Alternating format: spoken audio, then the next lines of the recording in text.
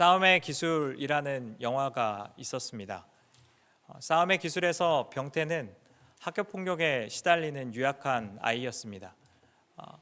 싸움을 잘 하지 못하여서 늘 폭력의 희생자가 되던 그는 싸움의 전문가와 같은 판수라는 사람을 만나게 되면서 그의 복수에 성공하게 되는 이야기를 다루고 있습니다. 인생은 때로 싸움과 같을 때가 있다고 생각합니다. 매우 치열하고 맹렬하게 우리가 직면하고 있는 현실에서 싸워야 하는 일들이 많이 있기 때문입니다. 믿음의 일들도 이 싸움과 유사할 때가 있습니다. 때로 건강한 신앙인으로 성장하고 자라간다는 것은 싸움을 잘하는 사람으로 성장해 간다는 것을 이야기합니다. 이스라엘 백성의 실패는 싸움의 실패와 관련되어 있습니다. 그들은 하나님께서 말씀하신 싸움을 피하기 위하여서 가나안 땅에 들어가려 하지 않았고 그 일로 말미암아서 40년의 시간들을 배회해야 했기 때문입니다. 창세기에서부터 출애굽기, 레위기, 민수기, 신명기에 이르는 이 책을 모세오경이라고 이야기합니다. 이 모세오경이 이야기하고 있는 것은 하나님의 약속에 대한 이야기입니다.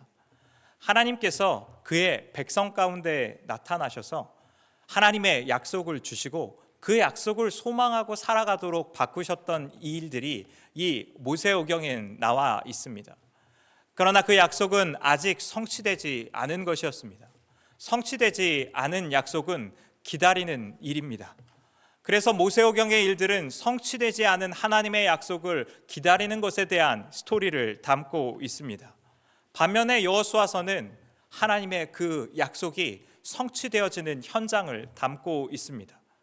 더 이상 기다림은 기다림으로서만 존재하지 않고 약속이 약속으로만 존재하는 것이 아니라 약속이 현실이 되어서 눈앞에서 행하여지고 있는 것이 바로 여호수아의 배경이라는 것입니다. 그래서 여호수아의 핵심적인 주제 중에 하나는 하나님의 약속의 성취입니다. 하나님의 약속대로 이스라엘이 가나안 땅을 차지하기에는 한 가지 매우 심각한 문제가 있었는데 그 땅은 빈 땅이 아니었다는 겁니다. 가나안 땅에는 이미 오랜 시간 동안 그 땅에 뿌리 내려서 살고 있는 가나안의 족속들이 그곳에는 살고 있었습니다. 이들은 강대한 민족이었고 어떠한 성읍은 매우 견고했습니다. 그 중에 일부는 아낙 자손이라 불리는 매우 거대한 체구를 가진 사람들이었습니다. 이스라엘 백성들은 이 가나안 땅에서 이루어지는 싸움에 직면하기를 실패하여서 40년 동안의 광야 시간을 보내게 됩니다. 가데스 바네아에서 이스라엘은 12명의 정탐꾼을 40년 전에 파견했었습니다. 10명의 정탐꾼은 그 땅이 젖과 꿀이 흐르는 땅이라는 것에 대해서는 분명히 말했지만 그 땅을 차지하고 있는 아낙 자손으로 말미암아서 이 땅을 차지하는 것은 불가능하다는 보고를 하게 됩니다. 오직 여호수아와 갈렙만이 하나님께서 우리와 함께 하시면 그들은 우리의 밥이라고 이야기하면서 믿음으로 그 싸움 가운데 나아가기를 독려했지만 이스라엘 백성이 선택했던 것은 믿음의 말을 했던 여호수아와 갈렙의 이야기가 아니라 10명의 정탐꾼의 이야기를 듣고 물러나기를 선택합니다. 싸움을 거부했기에, 싸움에 실패했기에 그들은 가나안 땅에 들어가는 것에 실패했습니다. 이제 가데스 바네아의 사건 이후에 40년의 시간 동안 하나님께서는 광야에서 이스라엘 백성들과 동행하시며 훈련시키십니다.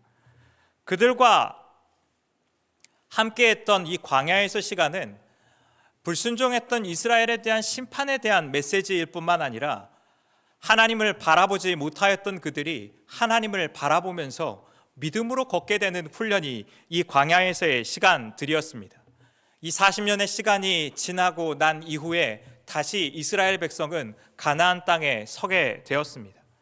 이 가나안 땅에서 이전에는 실패하여서 직면하고 싶지 않았던 그 싸움을 다시 한번 직면하는 일들이 이 여리고 성의 전투와 연관되어 있는 것입니다.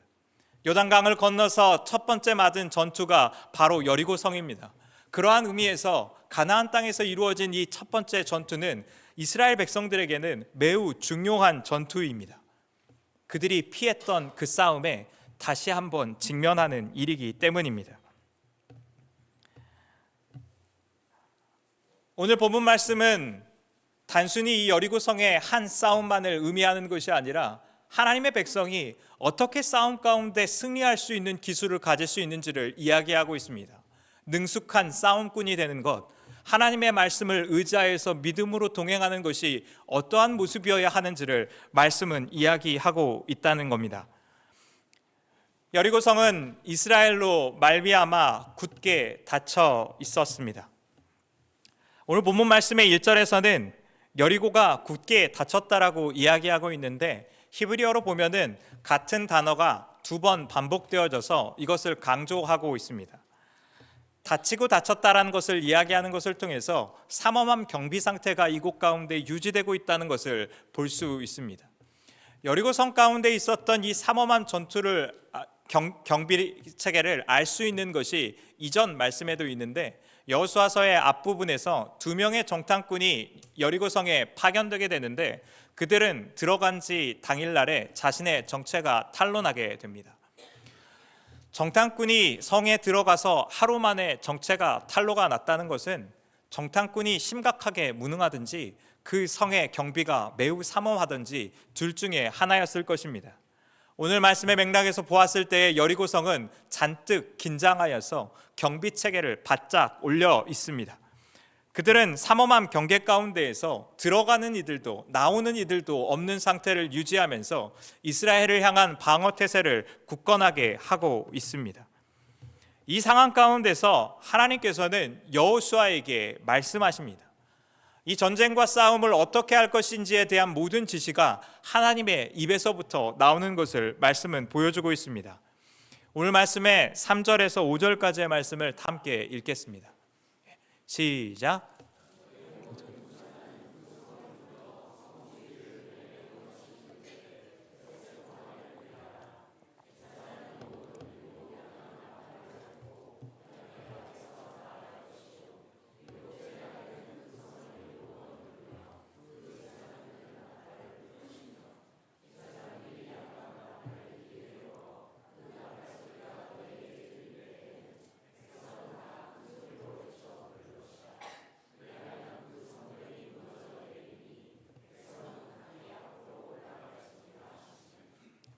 하나님께서는 여리고와 싸우는 방법에 대하여서 구체적인 지시를 이 말씀 가운데 허락하십니다. 많은 경우 우리의 불만은 하나님의 말씀이 너무 구체적이지 않아서 어떻게 순종해야 될지 모르겠다는 것인데 오늘 본문 말씀의 문제는 너무 구체적이어서 순종하기 부담스러운 말씀이라는 겁니다. 전쟁의 방법이 일반적이고 상식적인 전쟁의 모습과 너무 차이가 나는데 그 말씀에 대한 명령 또한 매우 구체적이어서 순종하지 않고서는 불순종의 일들이 뽀록 나는 것이 한순간일 것이기 때문입니다. 하나님의 말씀은 7이라는 숫자가 반복해서 등장합니다. 7 제사장, 7 양강나팔, 그리고 여리고성을 도는 전체 날짜 또한 7일입니다. 그리고 7일째에는 여리고성을 7번 돌라고 명령하고 있습니다. 하나님의 명령에는 이 완전수라고 이야기하는 7을 반복적으로 이용하고 있습니다. 또한 나팔이 등장하게 되는데 이 양강나팔의 히브리어 의미인 요벨을 사용하여서 희년의 의미와 본문 말씀을 연결하는 연구자들도 있긴 하지만 근거가 아직은 부족하다고 생각합니다. 도대체 하나님께서 이 여리고성을 도는 이 상징적인 행동에 어떠한 의미를 담고자 하셨는지를 많은 연구자들이 연구하려 했지만 그것을 명확하게 규명할 만한 표현들은 저는 적다라고 생각합니다. 그리고 어쩌면 하나님께서 여리고성 가운데 주셨던 전투의 방식이 가지고 있는 이 모호함과 신비로움이 그 말씀의 핵심일 수도 있다는 것입니다. 다 이해할 수 없고 다 알 수도 없는 그 말씀 가운데 순종하라는 것이 하나님의 말씀의 포인트이기 때문입니다. 적어도 한 가지 분명한 것은 이 명령은 전쟁을 잘 싸우는 효율적인 방법에 대해서 하나님께서 제시하신 것이 아니라 의례적이고 제의적인 언어를 사용하고 있다는 겁니다. 전쟁을 해야 되는데 예배를 드리자고 나오는 것처럼 보이는 것이 이 말씀의 포인트입니다. 일반적인 방식도 아니고 비전투적인 이 방식을 통하여서 싸움에 나가라는 겁니다. 상식적으로 생각하고 아무리 생각해도 제사장과 나팔과 성을 도는 일을 통하여서 성벽을 무너지게 하는 것은 불가능한 일이라는 것입니다. 이 명령에서 주목해서 생각해야 할 것은 언약궤입니다.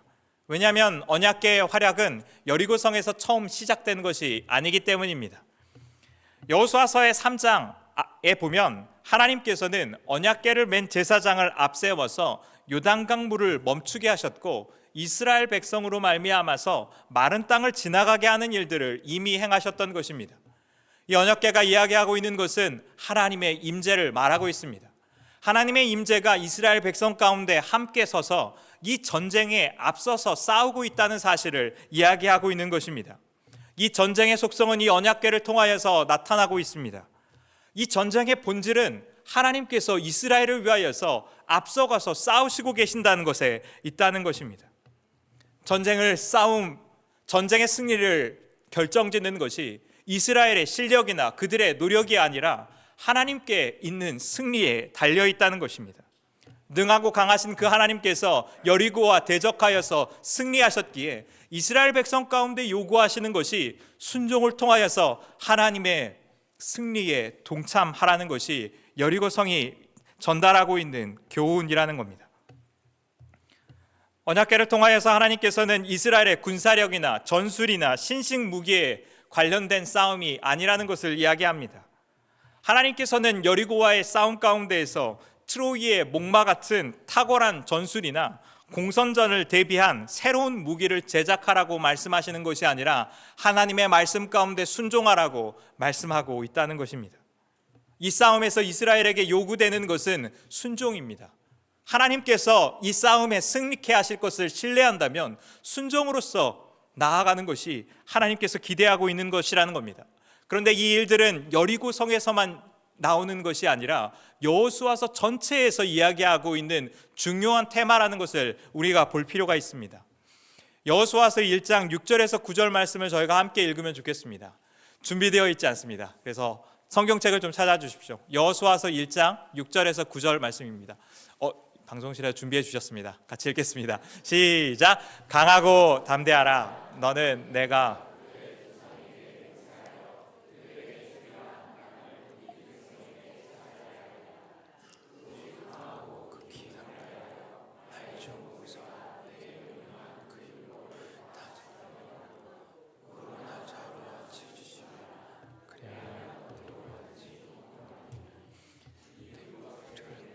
에서 떠나지 말게 하며 주야로 그 안에 기록된 대로 다 지켜 행하라. 그리하면 내 길이 평탄하게 될 것이며 내가 형통하리라. 내가 내게 명령한 것이 아니냐. 강하고 담대하라. 두려워하지 말라. 놀라지 말라. 내가 어디로 가든지 내 하나님 여호와가 너와 함께 하시느니라 하시니라. 아멘. 여호수아서의 1장에서 하나님께서 모세가 죽고 나서 이스라엘의 새로운 리더십으로 등장한 여호수아에게 말씀하신 이 구절이 바로 1장 6절에서 9절 말씀입니다. 이 말씀의 요지는 매우 분명합니다. 가나안에서의 승리를 위하여서 이스라엘이 준비해야 될 것은 군사적인 강함이 아니라 하나님의 말씀에 대한 순종이라는 것을 이야기하고 있습니다. 여호수아에게 요구되는 리더십이 그 율법을 주야로 묵상하고 말씀대로 행하는 그 순종이 여호수아에게 요구되고 있다는 것을 이야기합니다. 전쟁의 성패를 좌우하는 것이 그들의 전쟁 능력이 아니라 순종으로 하나님의 승리에 동참하는 것에 달려있다는 것을 말하고 있는 것입니다.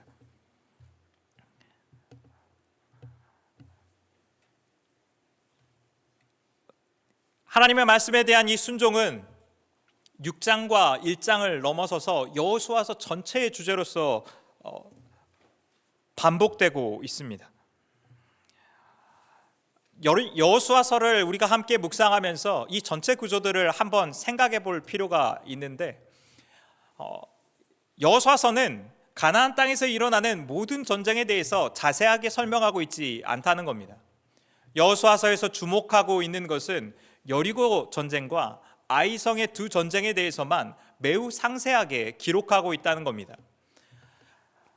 가나안 땅에서 이스라엘 백성들이 쌓았던 것은 여리고성과 아이성뿐만이 아니라 가나안의 남방 동맹과 북방 동맹의 그 민족들과 전쟁했던 일들이 있었습니다. 남방연합군과 북방연합군을 포함하여서 가나안의 여러 민족과 성읍들과 싸움을 무수히 있었음에도 불구하고 여호수아서가 주목하고 있는 것은 여리고성의 전투와 아이성의 전투라는 겁니다.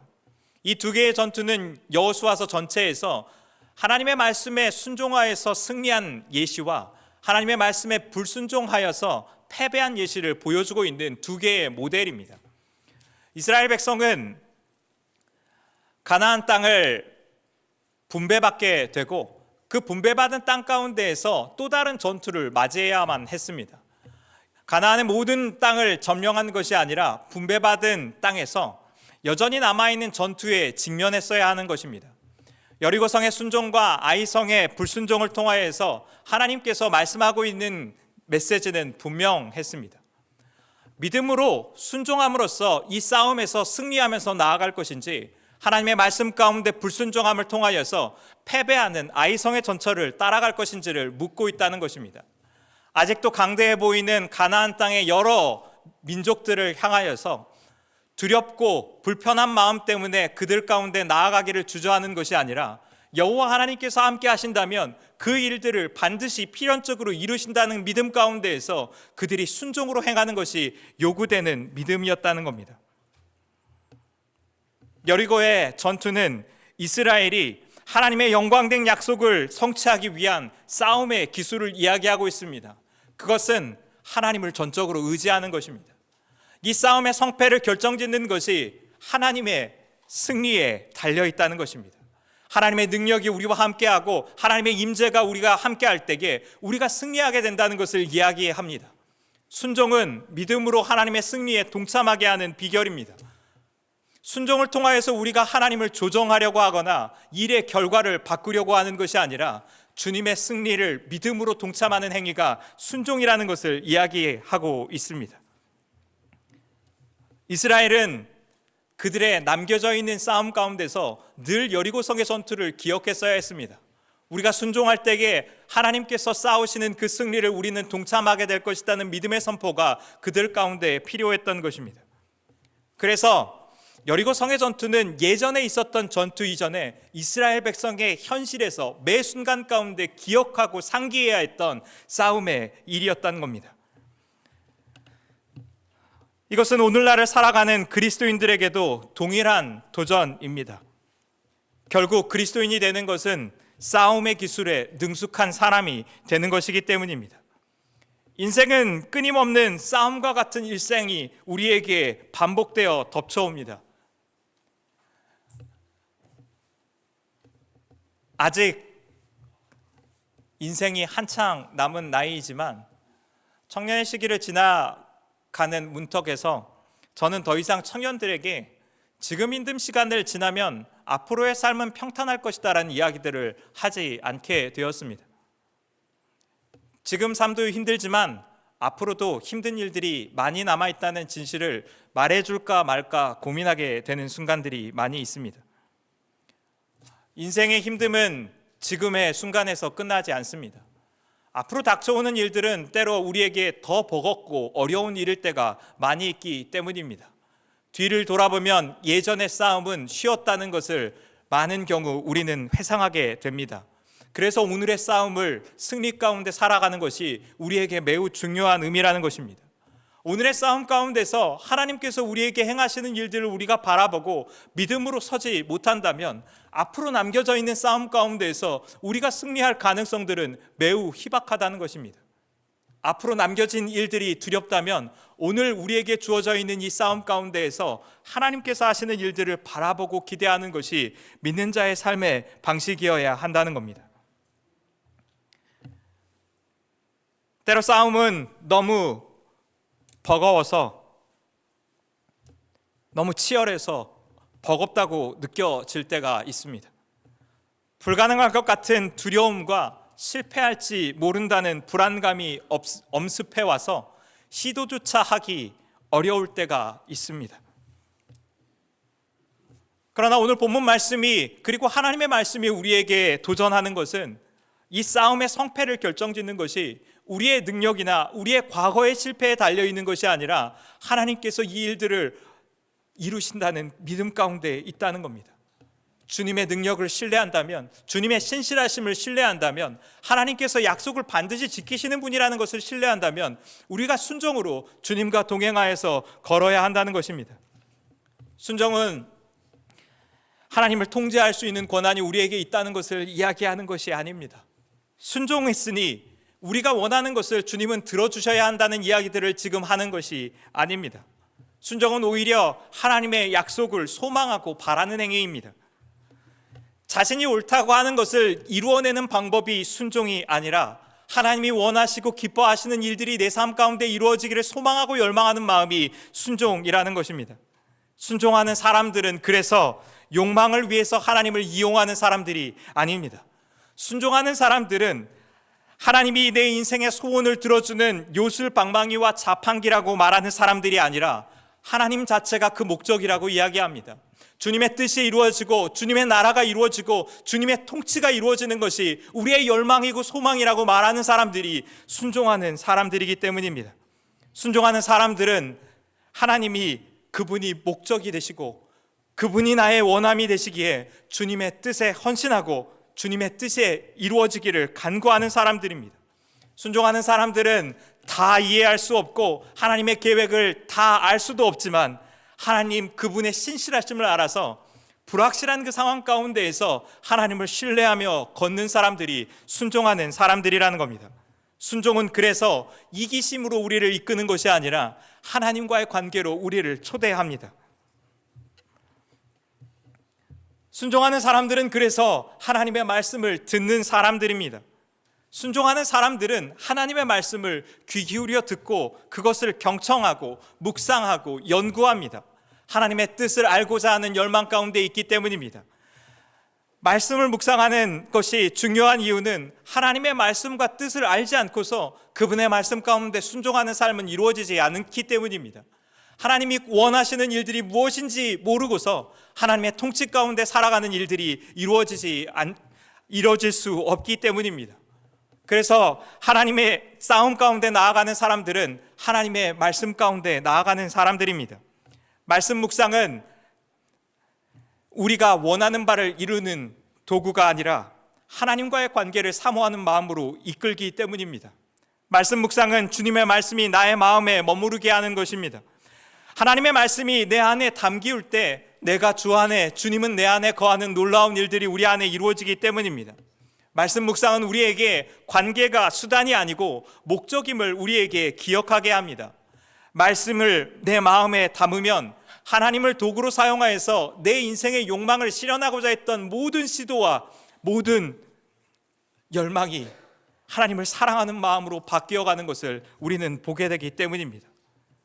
하나님의 구원의 역사는 하나님과의 관계로 초대하는 것입니다. 하나님과의 함께 살아가는 그 사랑의 관계 가운데 머무르는 것이 본질이라면 하나님의 말씀을 듣고 그분 안에 거하는 것은 우리의 삶의 도구가 아니라 목적이 된다는 것입니다. 그래서 순종하는 사람들에게는 하나님의 능력을 인정하는 행위가 나타납니다. 나의 능력으로는 이룰 수 없는 일이지만 하나님의 크심을 인정하여서 믿음으로 서는 사람들입니다. 하나님은 능력이 많으신 분이시기에 그분이 이루실 것을 기대하고 서는 것이 순종의 일입니다.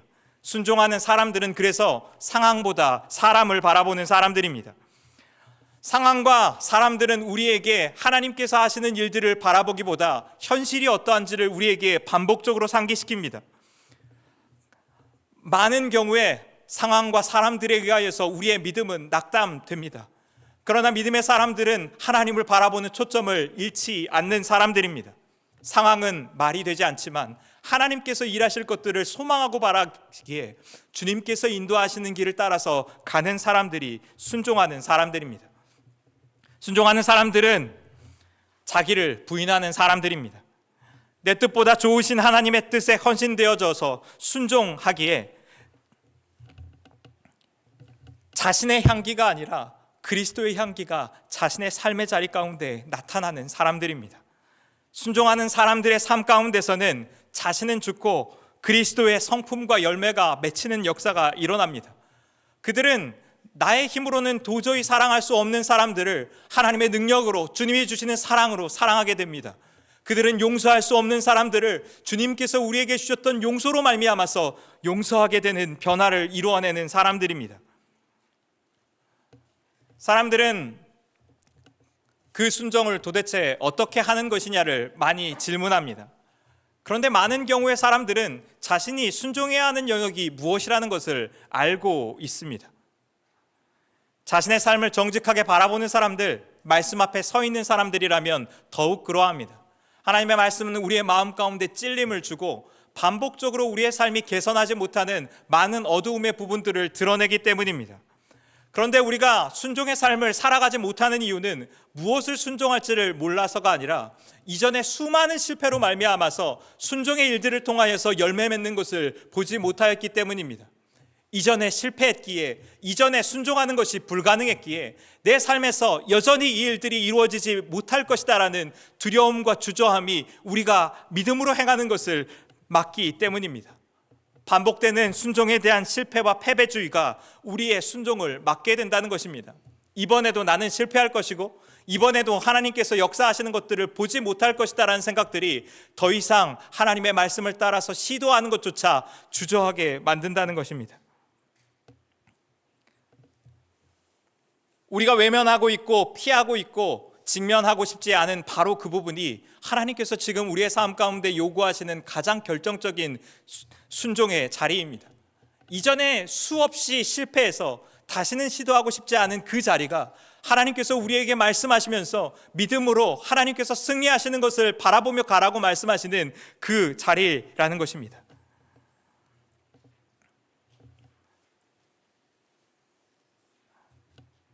순종은 신뢰의 행위입니다. 우리가 싸워야 할 이 싸움에 대하여서 그리스도께서 이미 승리하셨음을 바라보는 것이 순종에 있기 때문입니다. 하나님께서는 죄와 사망의 권세를 십자가에 예수 그리스도를 달리게 하셔서 그 모든 싸움 가운데 승리를 선포하셨습니다. 부활 생명으로 죽음에서 그리스도께서 일어나셨을 때에 모든 죄와 사망의 권세에서 우리가 승리하여서 하나님께서 이루시는 것을 바라보는 소망이 십자가와 부활 가운데 있다는 것을 우리에게 알게 하셨던 것입니다. 십자가와 부활을 우리가 기억하면서 나아갈 때에 하나님께서 이 땅에서 우리가 갈등하고 있는 이 싸움 가운데에서 반드시 승리하게 하시는 그 일들이 이루어질 것을 우리는 소망하고 바라게 된다는 것입니다. 그리스도께서 십자가에서 이루셨던 그 승리로 말미암아서 우리는 패배했던 전쟁에 다시 한번 서게 됩니다. 그것이 재정을 하나님 앞에 드리기를 주저하는 우리의 태도였든지 SNS와 유튜브에 너무 많은 시간을 보내면서도 하나님께 드리는 시간에는 인색한 것이든지 성공에 대한 강한 집착 때문에 이웃 사랑하는 마음을 행하지 못하는 것이든지 미래에 대한 불안감이나 결코 용서하지 못하는 이웃에 관련된 일이든지 사랑과 친절로 이웃과 형제자매를 대하지 못하는 우리의 강팍하고 굳어져 있는 마음에 관한 것이든지 소그룹과 관계에서 같은 상황만 반복되면 매번 도망가 버리는 우리의 연약함에 관련된 것이든지 남편이 아내에게 그 관계에서 친절한 말을 건네고 싶은 진심과는 다르게 퉁명스럽고 비아냥하는 말을 습관적으로 건네는 모든 싸움 가운데에서 이 싸움을 승리하는 방식이 우리의 능력과 우리의 과거의 실패에 달려있는 것이 아니라 믿음으로 하나님께서 우리 가운데 일하시는 것을 소망하고 바라기 시작했을 때 주님이 그 싸움을 대신 싸운다는 것을 우리가 경험하고 알게 된다는 것입니다. 하나님의 승리를 바라보는 사람들은 믿음으로 보이지 않는 것들을 바라보는 사람들입니다. 하나님의 은혜와 긍휼이 우리의 마음과 삶을 바꿀 것을 신뢰하면서 다시 한번 발을 내딛는 사람들입니다. 싸움의 기술들을 익혀서 우리의 삶 가운데 반복적으로 나타나는 죄와 유혹 가운데서 하나님과 함께 승리하는 법들을 배우는 것이 그리스도인의 삶의 방식이라는 겁니다. 사람들은 이스라엘 백성이 여리고 성을 돌기만 했는데 여리고 성벽이 무너지는 것이 기적이라고 말합니다. 하나님의 말씀 가운데 순종하면 이렇게 걷기만 해도 기적이 일어나는 놀라운 일들이 이루어지는 것이 여리고 성의 말씀의 교훈이라고 이야기합니다. 그러나 여리고 성의 진짜 교훈은 다른 곳에 있습니다. 이스라엘이 경험했던 진짜 기적은 하나님의 말씀 가운데 순복하지 않았던 이스라엘 백성들이 40년의 시간 동안 하나님의 말씀을 철저히 거부하고 자기 소견에 옳은 대로 행했던 그 하나님께서 하나님의 말씀을 청종하여서 믿음으로 그 싸움 가운데 나아가는 사람들로 바뀌었다는 것이 진짜 기적이라는 것입니다. 진짜 기적은 하나님의 능력으로 말미암아서 우리가 하나님의 말씀을 듣게 되었다는 것입니다. 하나님의 은혜와 긍휼로 말미암아서 우리가 주님과 동행하여서 더 이상 도망가지 않고 이 문제에 직면하기로 결정하게 되는 것이 진짜 순종이라는 겁니다. 하나님의 목적은 이스라엘이 가나안 땅에 들어가서 새로운 미디안 사람들이 되어서 그 땅을 타락시키는 데에 있지 않았습니다. 싸움의 승리 자체, 여리고성의 싸움의 승리 자체는 하나님의 계획의 본질이 아니었습니다. 땅을 차지하고 땅이 약속하는 부귀와 영화에 사로잡혀서 하나님마저도 자기 부요함을 위한 도구이며 종으로 만들어버리는 패역한 백성을 다시 한번 그 땅 가운데 정착하는 일들은 하나님의 목적을 이루는 것을 피해가기 때문입니다. 하나님이 정말 이루시길 원하시는 승리와 기적은 하나님의 말씀대로 행하는 사람들을 일으키는 것입니다. 마음으로부터 하나님의 공의와 진리에 헌신하고 말씀대로 살아가는 주님의 백성을 그 땅 가운데 심는 것이 하나님의 참된 계획이고 목적이었다는 것입니다.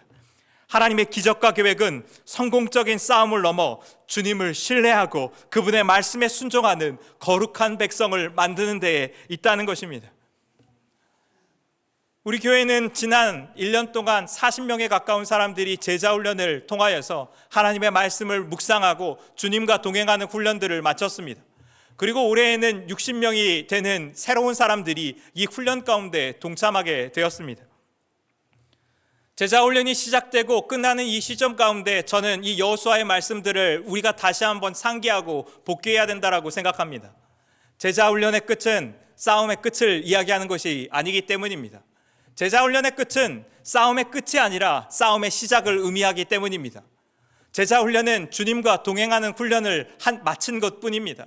이제 우리가 나서서 싸워야 하는 것은 우리 앞에 있는 싸움 가운데에서 하나님께서 승리하심을 바라보면서 그 승리의 순종으로 동참해 가는 것을 보는 것, 하나님께서 그곳 가운데 이루시는 놀라운 일들을 소망하고 바라보는 것이 올 한 해 우리 교회 가운데 주신 하나님의 비전이고 목표여야 되지 않을까라는 마음들을 이 말씀을 묵상하면서 보았기 때문입니다. 여호수아서를 통하여서 우리가 기대하고 소망하는 것은 주님이 우리 교회를 통하여서 어떻게 하나님의 나라와 통치를 이루시는지에 대한 열망이고 소망이어야 합니다. 그것은 우리의 개인의 직장과 가정과 학교 가운데 교회의 여러 사역 가운데 하나님의 공의와 사랑과 은혜와 긍휼이 드러나는 것과 연관되어 있습니다. 그러나 또한 우리 교회 공동체가 하나님께서 기뻐하시는 일들을 지속하는 일들이 반복적으로 일어나는 것입니다. 그래서 올 한 해가 끝나서 연말에 송구영신 예배를 드리면서 그동안 하나님께서 어떻게 우리 가운데 싸우셔서 승리하셨는지에 대한 많은 간증들이 우리 안에 넘쳐나게 되는 것이 올 한 해 하나님께서 우리 가운데 이루신 부르심이라고 저는 믿습니다.